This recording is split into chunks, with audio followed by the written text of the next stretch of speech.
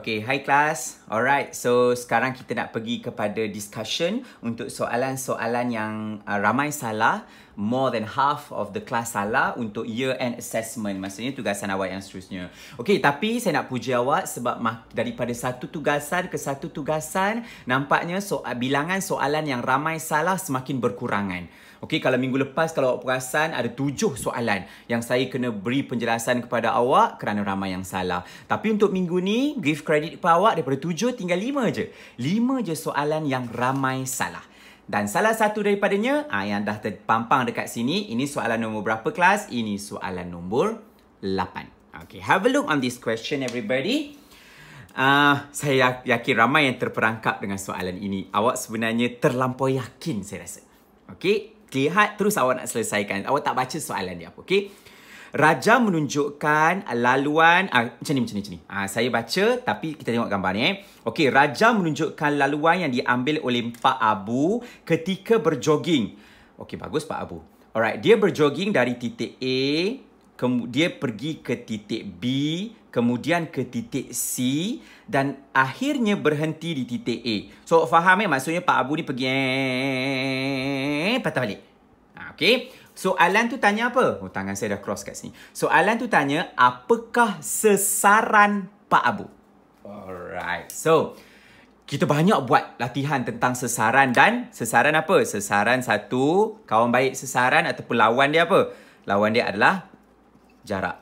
Okey. Salah satu kuantiti vektor, salah satu kuantiti skala. Okey. Jarak apa? Jarak bermaksud jumlah yang dilalui oleh Pak Abu tadi. Okay, saya lupa nak tulis dia punya angka Alright, so dekat sini berapa? Dekat sini 100 meter, dekat sini 80 meter. Okey. Kalau soalan itu tanya jarak, kalau soalan tanya jarak, maka dia suruh awak menghitung jumlah laluan yang dilalui oleh jumlah jarak yang dilalui oleh Pak Abu pada setiap laluan. Okey, so kalau jarak maksudnya 100 campur 80 campur kat sini. Kat sini saya letak sebagai X. Okey, campur dekat sini. Okay. Dan awak pun dah tahu menggunakan matematik, guna teorem Pythagoras, awak ni awak akan dapat X nilai dia berapa. Betul tak? Okey, so 100 campur 80 campur X akan dapat jarak. But now, dia bukan tanya jarak. Dia tanya dekat awak, apakah sesaran? Okey? Ingat lagi tak saya cakap sesaran apa? Okey, dalam bahasa ringkasnya, sesaran saya kata apa? Shortcut. Maksudnya jalan paling pintas. Jalan paling dekat. Okey? Dan kalau ikut definition yang saya bagi dekat nota awak, sesaran adalah jarak di antara titik mula dan titik akhir. Alright, saya rasa guna definition buku lagi senang. Jarak di antara titik mula dan titik akhir. Okey. Pak Abu berjoging dari A pergi ke B, pergi ke C, pergi ke A. Di manakah titik mula Pak Abu? A. Okey. Pak Abu pun jogging, pergi B, pergi C, patah balik A. Okey, soalan saya sekarang. Di manakah titik akhir Pak Abu? Pak Abu last sekali berhenti kat mana? Berhenti juga dekat A. Alright. So, kalau soalan tu tanya sesaran, apakah jarak Pak Abu daripada titik mula ke titik akhir? Alright, sesaran daripada titik mula ke titik akhir. So, jawapan dia apa?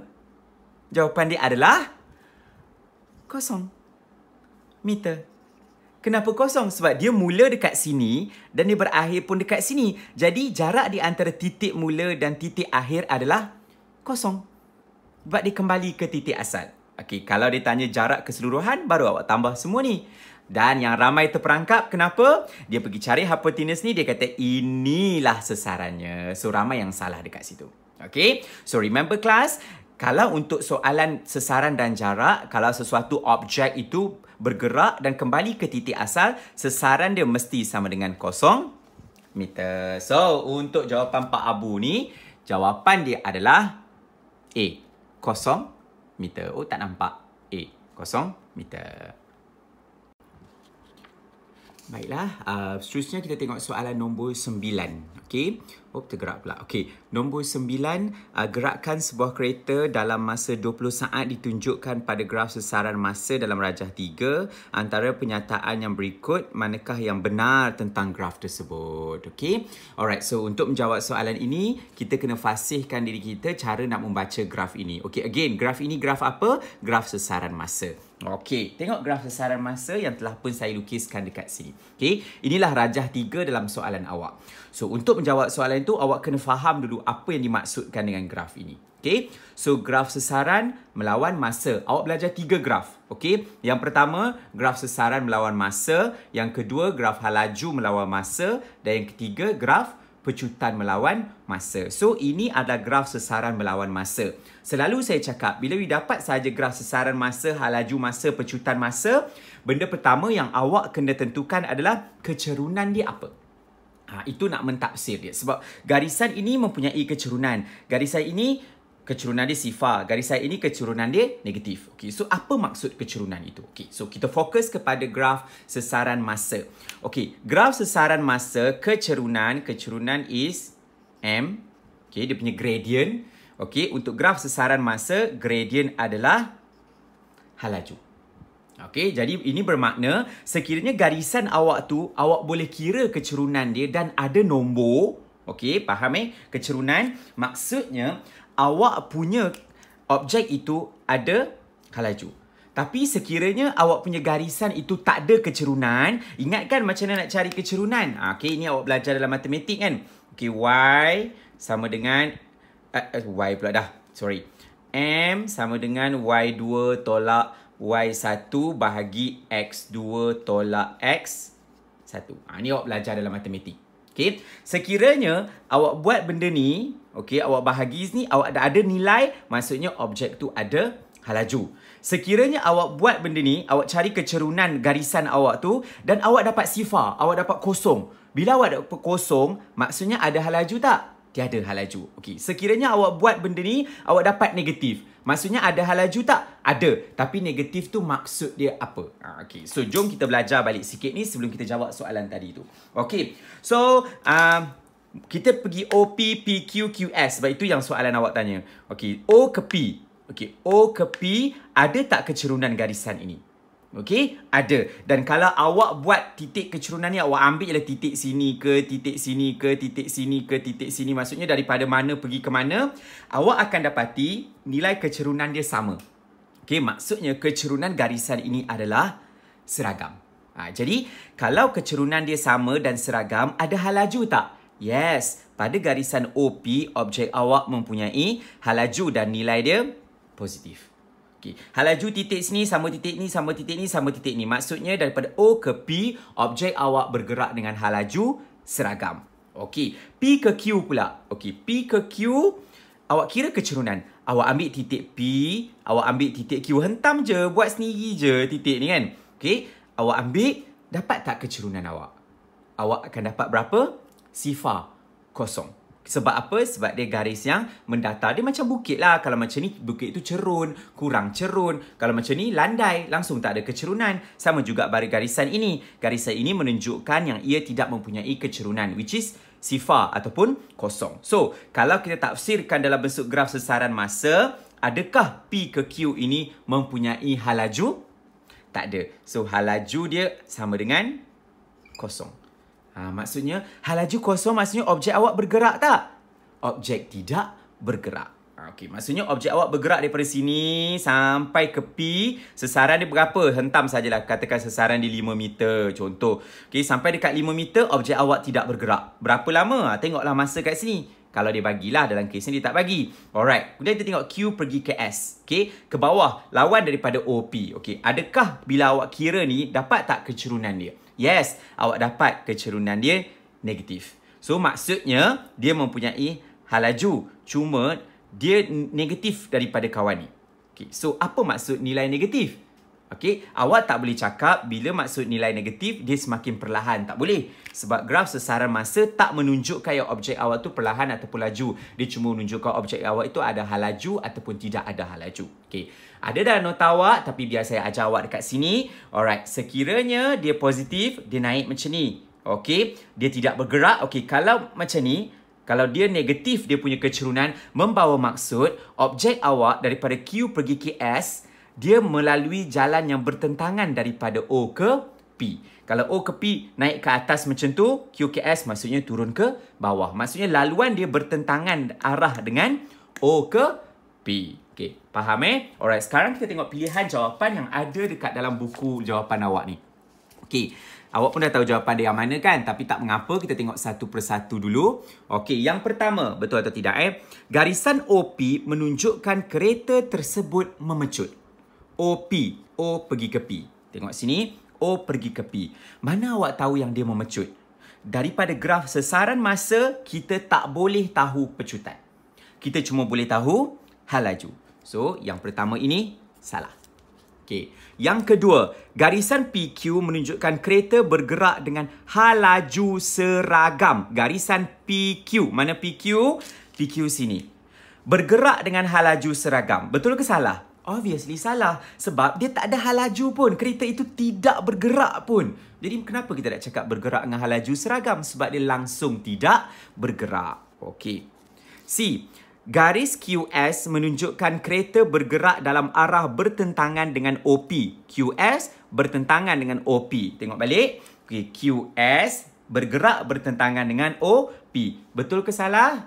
Yes, betul. Sebab apa? Sebab OP nilai dia positif, QS nilai negatif. So, tanda negatif ni menunjukkan yang dia bergerak pada arah bertentangan dengan OP ni. So, that's why lah jawapan dia C. Kita tengok pula yang D. Kenapa D salah? Titik S menunjukkan kereta telah berhenti.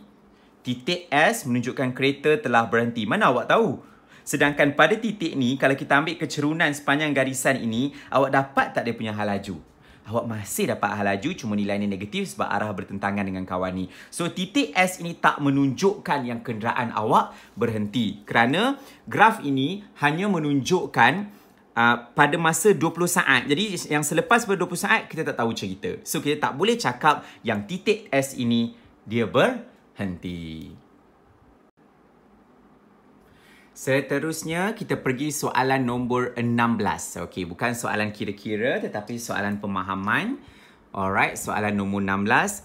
Antara berikut pernyataan manakah tidak benar tentang tindakan ikut lajak dalam permainan golf? Okey, follow through ataupun ikut lajak. Okey, apa itu follow through? Apa itu ikut lajak? Alright, saya terangkan yang tu dulu Okey, so bayangkan, alamak tergerak pula. Okey, bayangkan gambar yang saya lukis ni. Anggap je lah warna merah tu bola golf.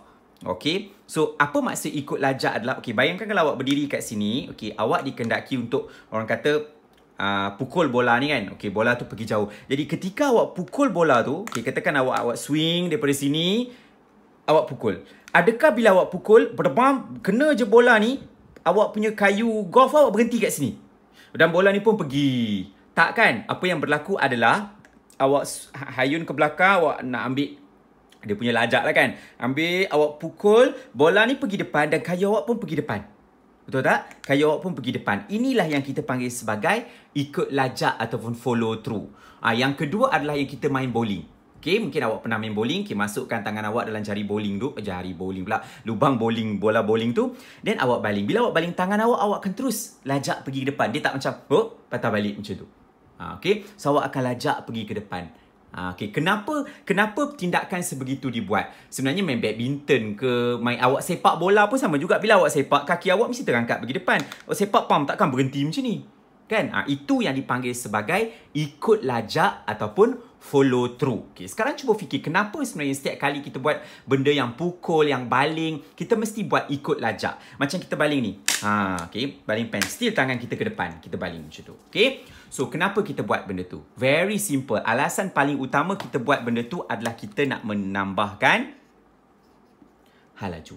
Sebab bila kita follow through, maksudnya lebih banyak tenaga diberi dan maka hal lajunya akan meningkat. So, ini tujuan utama kita buat semua benda tadi tu.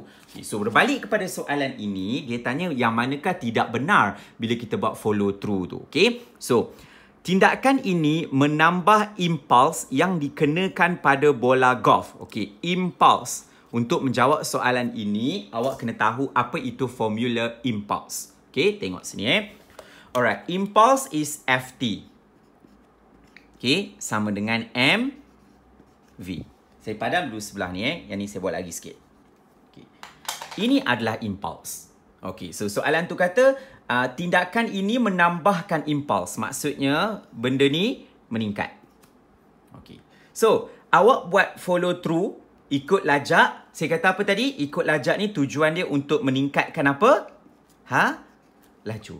So, hal laju dengan impuls ni berkadar terus. So, apabila hal laju meningkat, maka impuls pun meningkat. So, yang A ni betul ke salah? Yes, yang A ini betul. Tujuan kita buat tu adalah untuk meningkatkan impuls. Okey, yang kedua, tindakan ikut lajak menambahkan hal laju bola golf. Memang betul lah. Saya awal-awal saya dah bagi tahu tadi kat awak kan, kita buat benda tu sebab nak tambahkan hal laju. So, kalau A betul, B betul, so C mestilah salah. So, itulah jawapan dia adalah C. Okay, kita tengok dulu kenapa C ni salah. Tindakan ini mengurangkan daya impuls yang bertindak pada bola golf. Okay, daya impuls pula. Okay, tengok daya impuls tu dekat mana. Okay, tadi impuls. Okay, padam dulu. Okay, yang ini, yang tadi tu impuls, ini pula daya impuls. Okay, MV tolak MU bahagi T. Okay, dia kata tindakan kita buat ikut lajak ini akan menyebabkan daya impuls berkurangan. Okay, remember class, daya impuls berlaku apabila ada sentuhan. Masa sentuhan atau masa hentaman. So, masa hentaman awak dekat sini, tam. Okay, sedangkan ikut lajak berlaku selepas daripada tu. So, T ini tidak akan terjejas sama ada awak buat ikut lajak ataupun awak tak buat ikut lajak. Kedua-dua tindakan itu hanya berlaku dekat sini sahaja daya impuls dia. So, masa hentaman dekat sini tinggi ke rendah? Masa hentaman dia rendah. So, apa jadi dekat daya impuls dia? Tinggi. So, apa yang ditulis kat sini? Dia kata tindakan itu akan mengurangkan. Salah lah sebab kita buat tadi, daya akan meningkat. So, jawapan dia C. So, soalan seterusnya. Saya teka dah. Yang ni mesti akan terbabas punya beberapa orang. Kalau tak silap saya, dalam 9 orang kot sahaja yang betul soalan ni. Okay.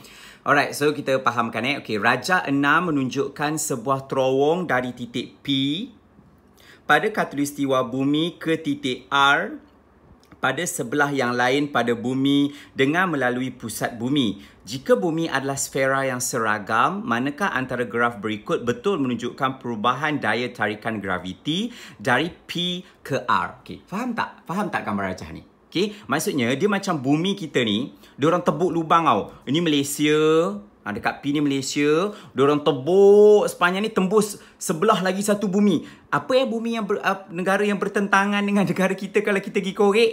So negara tu dekat sini. Okay, so korek.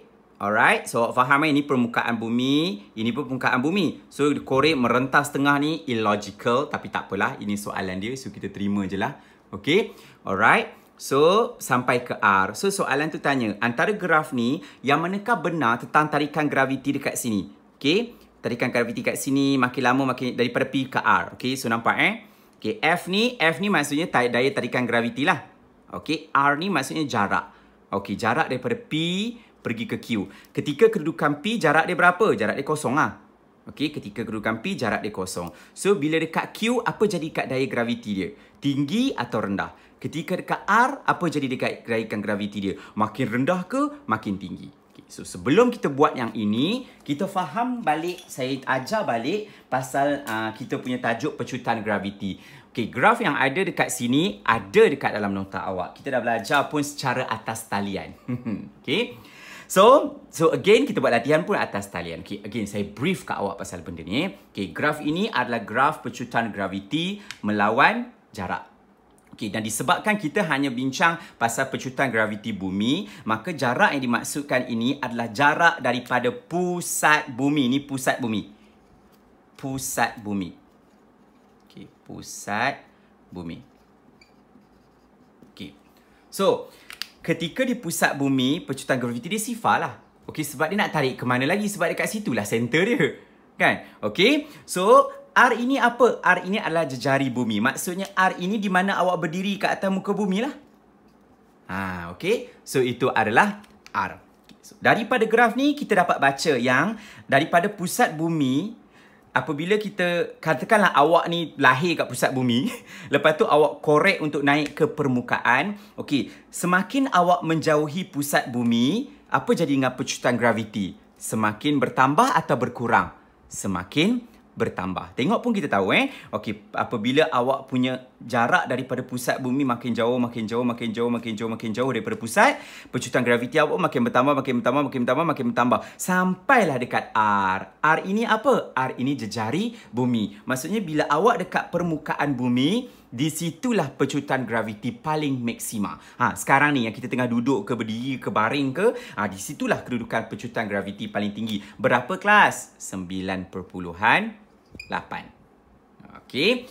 Alright. So, apa jadi pada pecutan graviti kalau awak berjaya membawa diri awak melepasi permukaan bumi? Kononnya awak berjaya melepasi hal laju lepas lah. Kita belajar hal laju lepas kan. Okey, katakan awak berjaya. Apa jadi kat pecutan graviti? Okey, berdasarkan graf ini, awak nampak yang mana apabila kita semakin ke atas, dan mungkin sampai ke angkasa lepas, okey, pecutan graviti itu semakin lama semakin berkurang ke atau bertambah?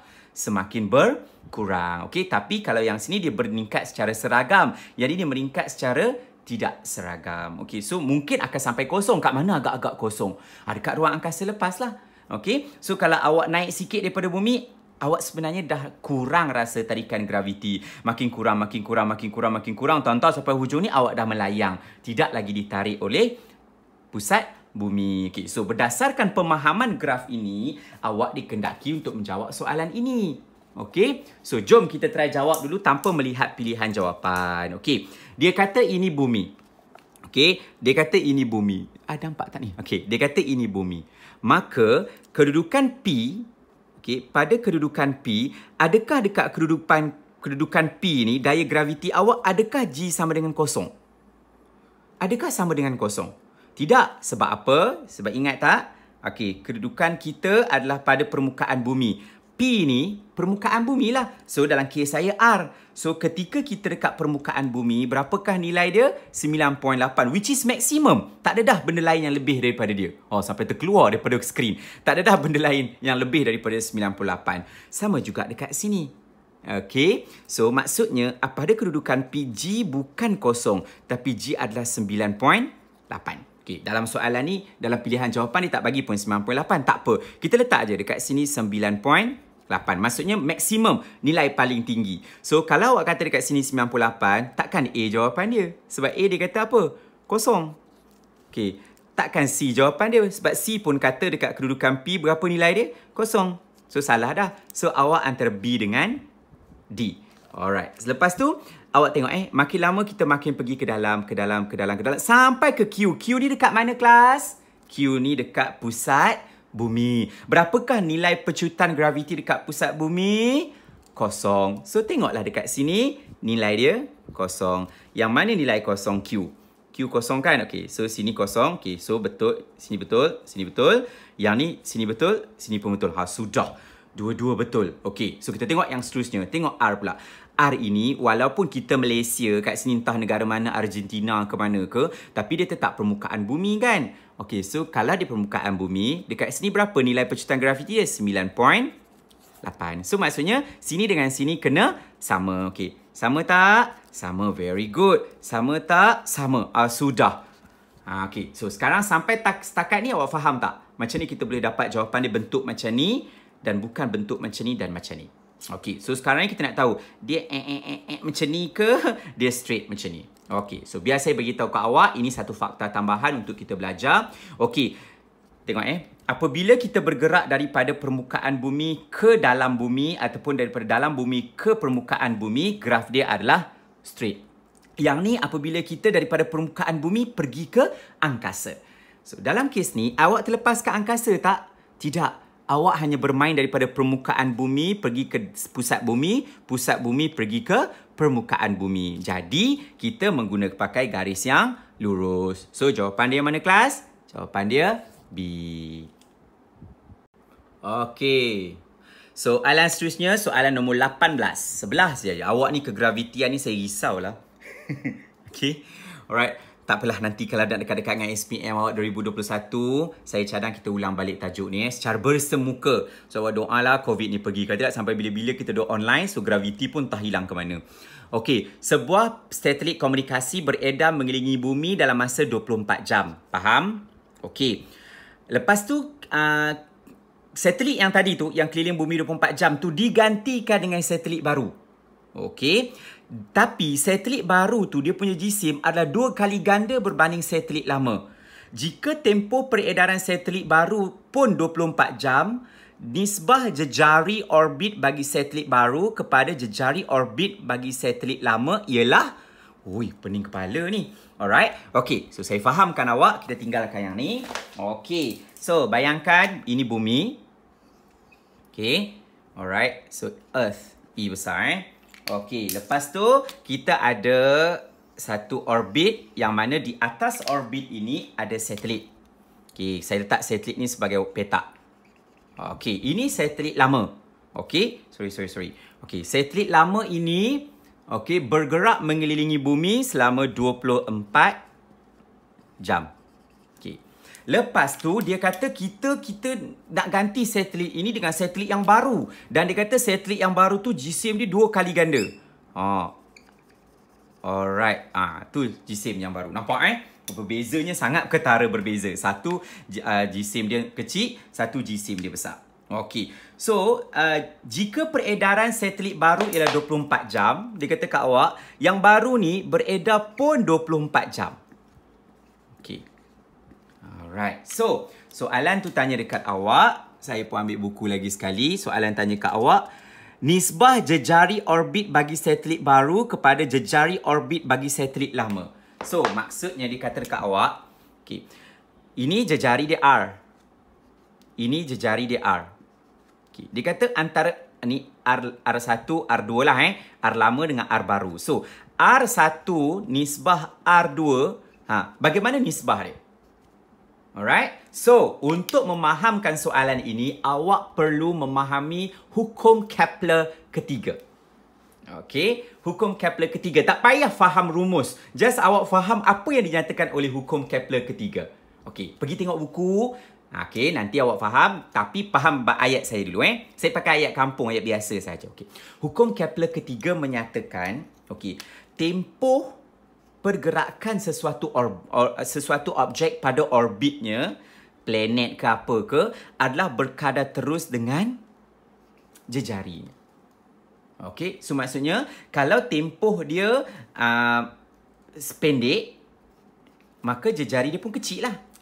Okey, tetapi kalau jejari tempohnya panjang, maka mestilah diletakkan pada jejari yang jauh. Paling senang macam ni lah. Saya dah pernah cakap kat awak kan pasal larian dalam acara sukan kita. Mereka yang berada di lorong nombor 1 mesti akan lebih cepat sampai ke garisan penamat kerana dia punya R dia kecil. Jadi tempoh yang diambil untuk pelari itu sampai ke garisan penamat, satu pusat-pusingan yang lengkap, mesti lebih cepat berbanding mereka yang duduk nombor 8 ataupun nombor 4. Okey, maksudnya lorong yang paling last. Sebab tu untuk acara 400 meter, 800 meter, 200 meter, mereka tak akan mula sama-sama. Mesti lorong pertama depan sini, yang lorong ke-8 jauh depan mula dia kan. Kerana apa? Kerana kita nak samakan tempoh. So, berdasarkan pemahaman ini, awak tahu bahawa sekiranya tempoh dia sama, maka jejari dia sama ke berbeza?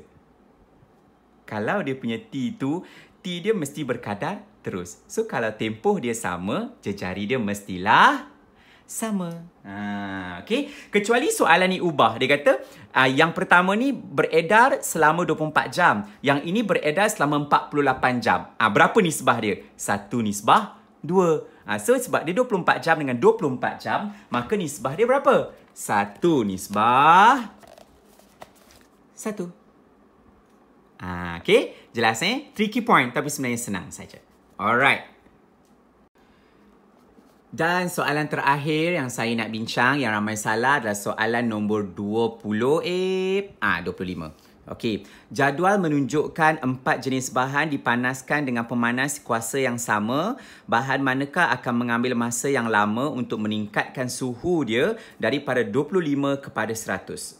Yang manakah akan ambil masa paling lama? Okey, so kita tengok apa yang dia bagi dekat dalam jadual ini. Okey, so jadual ni bagi awak ada 4 bahan A, B, C, D. Yang bahan A muatan haba tertentu 350, 500, 750, 900. Okey, untuk faham ni dengar penjelasan saya. Okey, muatan haba tentu. Muatan haba tentu. Okey, muatan haba tentu. Apa maksud muatan haba tentu? Okey, pergi tengok buku. Okey, right. Untuk definition yang lengkap lah, saya bagi ayat saya. Muatan haba tentu maksudnya jumlah tenaga. Jumlah tenaga, E, energi yang awak perlu untuk naikkan sebanyak 1 darjah Celsius. Okey, contohnya macam ni. Awak ada barang.